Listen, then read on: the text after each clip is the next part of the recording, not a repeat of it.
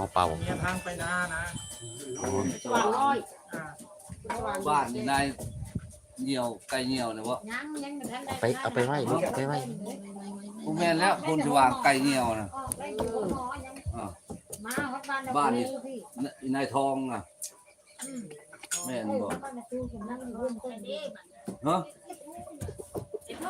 ทองมันเอา นายทอง มันตุกบ้านนั้นทองนี่เองเด้ อย่าไปใกล้เพิ่นอย่าไปใกล้เพิ่น เราเห็นไก่เหนียวได้นายนั่นน่ะ คือว่าเราเห็นกันเงียบ โดยสั่งไก่บินขึ้นไก่เหนียวจะชิ้นยาเขาอ่ะ มันว่าไก่ขี้ชิ้นยาแล้วมันว่า แล้วว่ากูเกิดมา 60 ปี มันว่า ดูนี่แล้วว่าไก่เหนียวนะว่า โอ้ไอ้บุญนี่อายุ60 ปีเนาะพอเฒ่า70แล้วว่าซั่น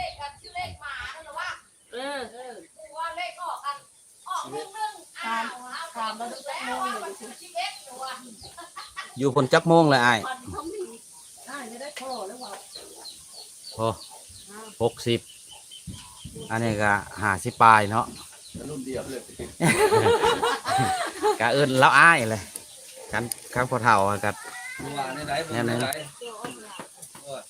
ดอกไม้ขาวนี่ได้นะ เด้ดอกไม้เนี่ย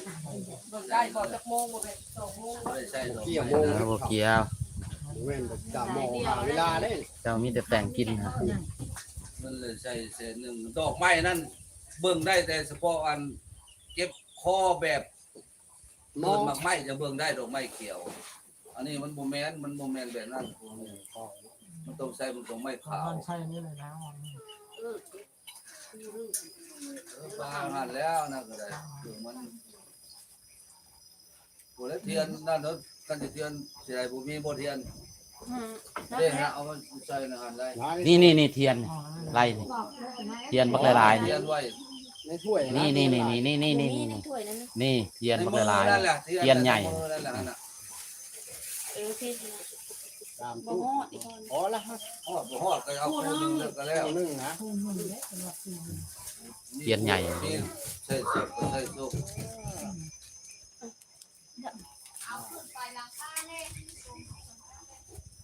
กูบีมันก็ใส่เบิ้นหันรถใส่หันแล้วก็เอาใส่รถ นี่ละ ใส่รถเนาะ ใส่ต้องการเบิ้นหันแหละ อยากข้าวหรือเปล่าลูก ยัง โอ้ใครเลย เราไม่ได้กิน เบิ่งวิธีกรรมก่อน ของคนเลยเรียกการแบ่งมาเป็นที่เล่นลงเล่นงานการมุก แล้ว มาแถวแม่เนี่ยแม่ บ้านตูม ใช่ไปแม่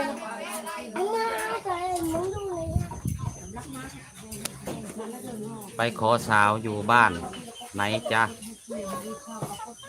บ่แม่นเพิ่นมาเป่า ซื้อนี่ได้ เพิ่นมาเป่าน้ำพอเฒ่าเนาะ สีดา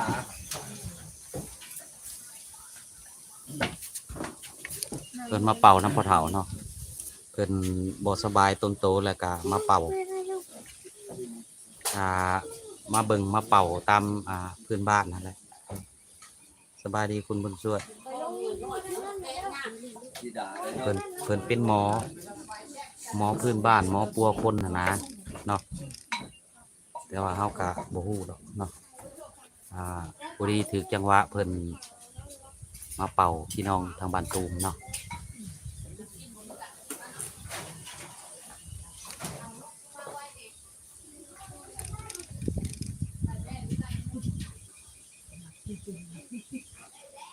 เราเดียวนะคะผู้ใดจะขับรถนะรถไถนะเอารถจะมา มาในจังหวัดนี้เลยคือมาจะกินโน่ได้ไหนแล้วขับรถ อันแม่เฒ่าในอันนั้นเนาะ ถ้ากันมาติชิโน่พูดเลย ช่วงปี79-80นี่แหละเพิ่นย้ายมาแต่ศูนย์นาโพพุ่นบ่เนาะ ป้ากันป้าโอนทางพูดมึงละมันเพิ่งยังโหเป็นห่วงได้ยันเอาไปเล่นเล่น มารักษาเกี่ยวกับของตาบ่เห็นเนาะ ว่ามันมีหุ่นทางเข้าไม่ได้กินป้าก็ว่าอยู่ที่ ป้านะวางอันเราปัวดีเลยจะได้ เพราะว่าเป็น